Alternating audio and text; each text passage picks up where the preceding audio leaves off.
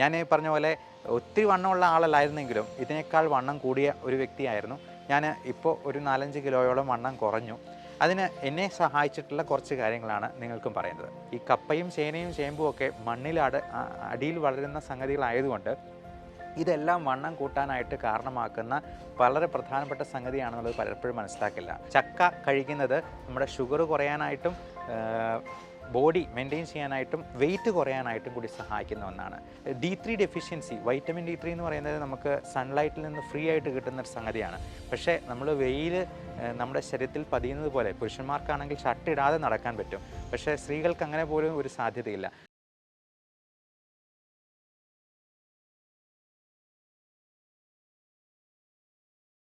Fatty liver, PCOD അഥവാ polycystic ovarian syndrome, type 2 diabetes, hyper tension, അമിതവണ്ണം, കൂർക്കം വലി, ഇതെല്ലാം ചേർന്നിട്ടുള്ള ഒരു സംഭവമുണ്ട്.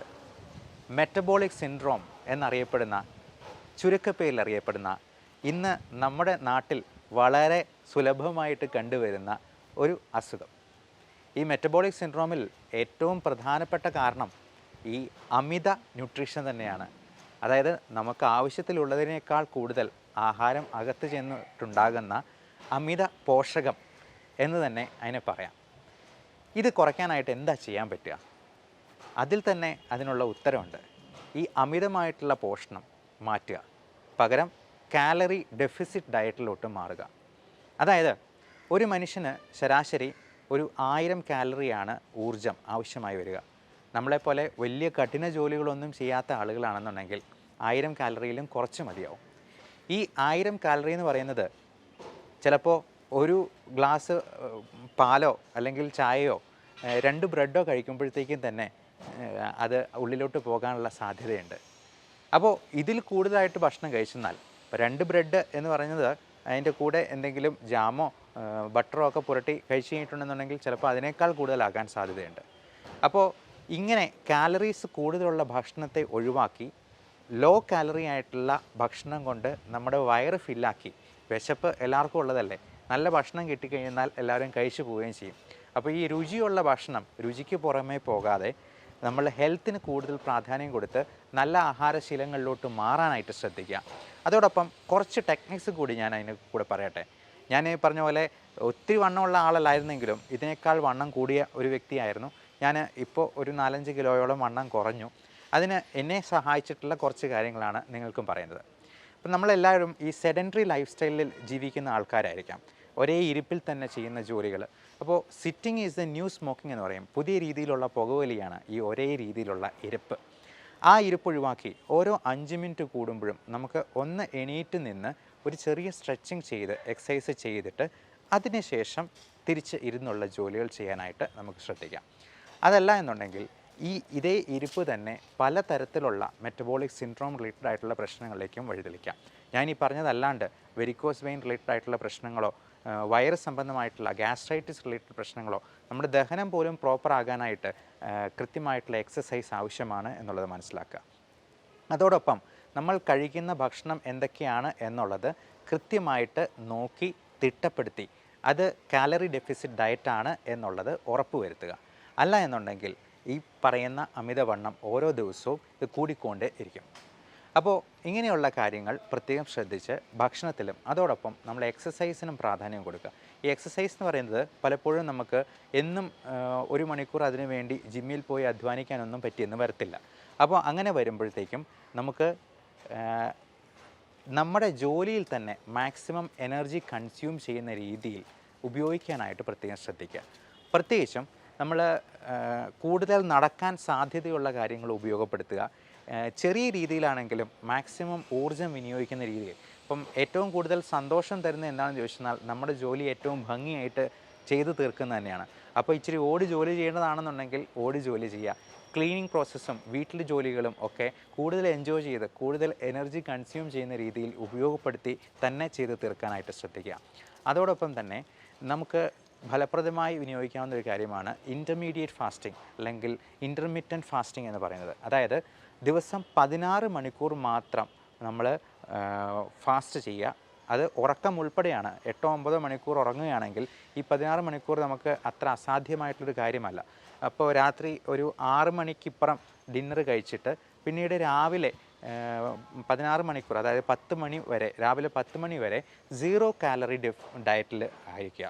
നമുക്ക് മധുരമില്ലാത്ത ഒരു കട്ടൻ കാപ്പി കുടിക്കുന്നതോ മധുരമില്ലാത്ത ഒരു ഗ്രീൻ ടീ കുടിക്കുന്നതോ ഒന്നും ഒരു കുഴപ്പമില്ല. അതായത് 0 കാലറി ആയിട്ടുള്ള എന്തെങ്കിലും കുക്കുംബർ പോലുള്ള സാധനങ്ങൾ കഴിക്കുന്നതോ സാലഡ്സ് കഴിക്കുന്നതിനോ ഒന്നും അതൊരു തടസ്സമല്ല. അങ്ങനെ 0 കാലറി ഡയറ്റിൽ ഈ 16 മണിക്കൂർ നിലനിർത്തി ബാക്കി 8 മണിക്കൂർ ഭക്ഷണം കഴിക്കാവുന്നതാണ്. ഈ 16 മണിക്കൂർ എന്നുള്ളത് 18 മണിക്കൂർ ആക്കാൻ പറ്റുവാണെങ്കിൽ കുറേ നല്ലത്. അതോടൊപ്പം കൃത്യമായിട്ടുള്ള ഒരു വ്യായാമം കൂടി ശ്രദ്ധിക്കുക. പിന്നെ ഈ രുചിയുള്ള സംഭവങ്ങൾ, നമ്മളിപ്പോൾ ഒരു ബേക്കറി കയറി കഴിഞ്ഞാൽ എങ്ങനെയായിരുന്നാലും നമ്മൾ എന്തെങ്കിലും കഴിച്ചു പോകും. അപ്പോൾ അങ്ങനെയുള്ള സാഹചര്യങ്ങൾ പരമാവധി ഒഴിവാക്കാനായിട്ട് ശ്രദ്ധിക്കുക. മധുരം പൂർണ്ണമായിട്ടും നമ്മുടെ ഭക്ഷണത്തിൽ നിന്നും മാറ്റാൻ പറ്റിയെന്നാൽ ഏറെ നല്ലത്. പ്രത്യേകിച്ചും ഞാൻ അധികം ചോറ് കഴിക്കാറില്ല, ഞാൻ അധികം കപ്പ കഴിക്കാറില്ല. ഈ കപ്പയും ചേനയും ചേമ്പും ഒക്കെ അടിയിൽ വളരുന്ന സംഗതികളായതുകൊണ്ട് ഇതെല്ലാം വണ്ണം കൂട്ടാനായിട്ട് കാരണമാക്കുന്ന വളരെ പ്രധാനപ്പെട്ട സംഗതിയാണെന്നുള്ളത് പലപ്പോഴും മനസ്സിലാക്കില്ല. എന്നാൽ ചക്ക നല്ലൊരു ഫ്രൂട്ടാണ്, ധാരാളം ഫൈബർ കണ്ടൻറ്റ് അടങ്ങിയിരിക്കുന്ന ചക്ക കഴിക്കുന്നത് നമ്മുടെ ഷുഗർ കുറയാനായിട്ടും ബോഡി മെയിൻറ്റെയിൻ ചെയ്യാനായിട്ടും വെയിറ്റ് കുറയാനായിട്ടും കൂടി സഹായിക്കുന്ന ഒന്നാണ്. അതോടൊപ്പം മധുരവും ബേക്കറി സാധനങ്ങളും പരമാവധി ഒഴിവാക്കുക. അത് ഫുള്ളായിട്ട് നമ്മുടെ ജീവിതത്തിൽ നിന്ന് ഒഴിവാക്കാൻ പറ്റിയെന്നാൽ അത്രയും നല്ലത് എന്ന് നമുക്ക് മനസ്സിലാക്കേണ്ടിയിരിക്കുന്നു. അതോടൊപ്പം നമ്മൾ ചില അസുഖങ്ങൾക്ക് കഴിക്കുന്ന മരുന്നുകൾ അത് വണ്ണം കുറയ്ക്കാനായിട്ട് ഉപയോഗപ്പെടുന്ന രീതിയിൽ നമുക്കതിനെ മോഡിഫൈ ചെയ്യാം. ഉദാഹരണത്തിന് പ്രമേഹത്തിന് നമ്മൾ കൊടുക്കുന്ന മരുന്നാണ് മെറ്റ്ഫോമിൻ എന്ന് പറയുന്നത്. മെറ്റ്ഫോമിൻ നമുക്ക് ഒരു ദിവസം 500 മില്ലിഗ്രാമിൻ്റെ 4 ടാബ്ലറ്റ്, അതായത് 2 ഗ്രാം വരെ കഴിക്കാവുന്നതാണ്. ഈ മെറ്റ്ഫോമിൻ എന്ന് പറയുന്നത് നമ്മുടെ വെയിറ്റ് റെഡ്യൂസ് ചെയ്യാനായിട്ട് വളരെയധികം ഹെൽപ്ഫുൾ ആയിട്ടുള്ള സംഗതിയാണ്. അതുമാത്രമല്ല ഫാറ്റി ലിവർ പോലുള്ള അസുഖങ്ങൾക്ക്, PCODക്ക് ഒക്കെ ഈ മെറ്റ്ഫോമിൻ മരുന്നുകൾ കൊടുക്കാറുണ്ട്. അത് ഹൈപ്പോഗ്ലൈസീമിയ, ഷുഗർ താഴ്ന്നു പോകുന്ന ഒരവസ്ഥ ഉണ്ടാക്കത്തില്ല എന്നുള്ളതാണ് അതിൻ്റെ ഒരു അഡ്വാൻറ്റേജ്. അപ്പോൾ ഇങ്ങനെയുള്ള മരുന്നുകളെ കൂടുതലായിട്ട് നമുക്ക് ഉപയോഗപ്പെടുത്താനായിട്ട് ആ രീതിയിൽ മോഡിഫൈ ചെയ്യാൻ നിങ്ങളുടെ ഡോക്ടർക്ക് കഴിഞ്ഞേക്കും. അക്കാര്യത്തെക്കുറിച്ച് ഡോക്ടറോട് കൃത്യമായിട്ട് ചോദിച്ച് മനസ്സിലാക്കുക. അതുപോലെ ഷുഗറിന് ഉപയോഗിക്കുന്ന ഒരു മരുന്നാണ് പയോഗ്ലറ്റസോൺ. ഇതും ഫാറ്റി ലിവറിന് ഉപയോഗപ്രദമാണ് എന്നുള്ളത് തെളിഞ്ഞിട്ടുണ്ട്. അതേപോലെ തന്നെ ചില തരത്തിലുള്ള സപ്ലിമെൻറ്റ്സ്, നമ്മൾ വിചാരിക്കും വൈറ്റമിൻ സപ്ലിമെൻറ്റ് ചെയ്യുന്ന വണ്ണം കൂടുവാണോ. ഇന്നലെയും ഒരു പേഷ്യൻ്റ് എടുത്ത് ചോദിച്ചു. പക്ഷേ D3 ഡെഫിഷ്യൻസി, വൈറ്റമിൻ D3 എന്ന് പറയുന്നത് നമുക്ക് സൺലൈറ്റിൽ നിന്ന് ഫ്രീ ആയിട്ട് കിട്ടുന്നൊരു സംഗതിയാണ്. പക്ഷേ നമ്മൾ വെയിൽ നമ്മുടെ ശരീരത്തിൽ പതിയുന്നത് പോലെ പുരുഷന്മാർക്കാണെങ്കിൽ ഷർട്ട് ഇടാതെ നടക്കാൻ പറ്റും, പക്ഷേ സ്ത്രീകൾക്ക് അങ്ങനെ പോലും ഒരു സാധ്യതയില്ല. അതുകൊണ്ട് വൈറ്റമിൻ D3 95% ആൾക്കാർക്കും ഡെഫിഷ്യൻ്റായിട്ട് കാണപ്പെടാറുണ്ട്.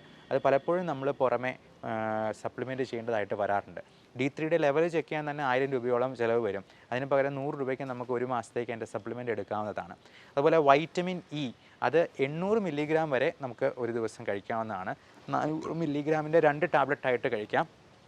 അതല്ലെന്നുണ്ടെങ്കിൽ 800 മില്ലിഗ്രാം ഒറ്റ പ്രാവശ്യമായിട്ടും വേണമെങ്കിൽ കഴിക്കാവുന്നതാണ്. അതുപോലെ തന്നെ ഒമേഗ 3 ഫാറ്റി ആസിഡ് എന്ന് പറയുന്ന മീനെണ്ണ, ചെറുമീനുകളിലൊക്കെ ധാരാളം, അതിലൊക്കെ അടങ്ങിയിരിക്കുന്ന ഫാറ്റ് കണ്ടൻറ്റ് അത് നമ്മുടെ ഗുഡ് കൊളസ്ട്രോൾ കൂട്ടാനായിട്ടും നമ്മുടെ കാർഡിയ ഹെൽത്ത് മെയിൻറ്റെയിൻ ചെയ്യാനായിട്ടും സഹായിക്കും. മത്തി, അയല, കൊഴുവ പോലുള്ള ചെറു മത്സ്യങ്ങൾ, തുണ്ടൻ മീനുകളോ വില കൂടിയ മത്സ്യങ്ങൾക്ക് പുറകെ പോകേണ്ട ചെറു മീനുകൾ കഴിക്കുന്നത് കറി വെച്ച് കഴിക്കുവാണെങ്കിൽ ഏറെ നല്ലത്. അപ്പോൾ ഈ ഒമേഗ 3 കിട്ടാനായിട്ടും അത് വണ്ണം കുറയ്ക്കാനായിട്ടും സഹായിക്കുമെന്നുള്ളത് മനസ്സിലാക്കുക. അപ്പോൾ ഇങ്ങനെയുള്ള രീതികളിലൂടെ നമുക്ക് പൂർണ്ണമായിട്ടും നമ്മുടെ ആരോഗ്യത്തിലേക്ക് വരാനായിട്ട് ശ്രദ്ധിക്കാം.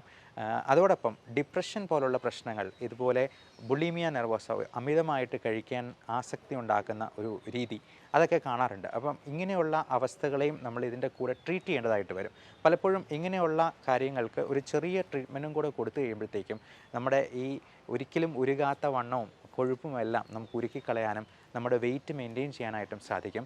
അതുകൊണ്ട് ഇപ്പോൾ മാൽന്യൂട്രീഷൻ അല്ല ഏറ്റവും പുതിയ വില്ലൻ, അത് മോൾ ന്യൂട്രീഷനാണ്. അതായത് അമിതമായിട്ടുള്ള പോഷകം ആണ് നമ്മുടെ ശരീരങ്ങൾക്ക് ആരോഗ്യം ക്ഷയിപ്പിച്ച് കളയുകയും മറ്റ് പല അസുഖങ്ങളിലേക്കും വഴിതെളിക്കുകയും ചെയ്യുന്നത്.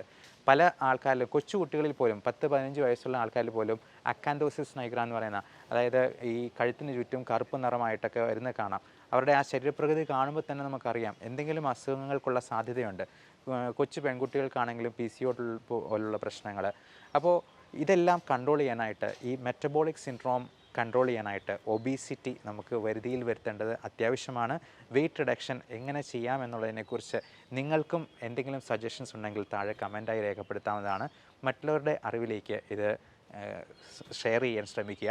എന്തെങ്കിലും സംശയങ്ങളുണ്ടെങ്കിൽ താഴെ കാണുന്ന നമ്പറിൽ നിങ്ങൾക്ക് എന്നെ വാട്സപ്പ് ചെയ്യാവുന്നതാണ്. 9567710073. എന്തെങ്കിലും ഓൺലൈൻ കൺസൾട്ടേഷനായിട്ട് ഇപ്പം നമ്മുടെ മോഡേൺ മെഡിസിൻസ് എല്ലാം റൗണ്ട് ദ ഗ്ലോബ് എവിടെ വേണമെങ്കിലും അവൈലബിൾ ആകുന്നതാണ്.